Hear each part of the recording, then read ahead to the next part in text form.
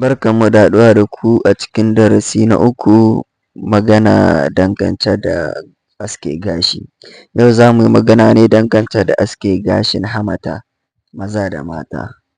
Hukuncin shi shi ne, an yi umarni da a cire shi, dalili kamar na gaba.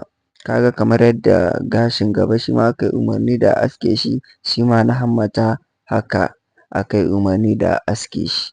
Barin gashin hammata yana haddasa wani wari mara daɗi.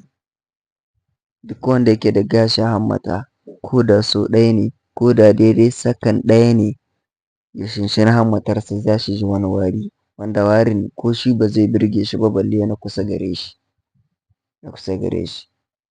Kuma ya saɓawa tsafta, barin shi ya saɓawa tsafta. Ya halatta a cire shi ta hanyar aske shi, kenan ya halatta shi ma a cire shi, saboda shi ma ba wani daɗi ne da shi ba.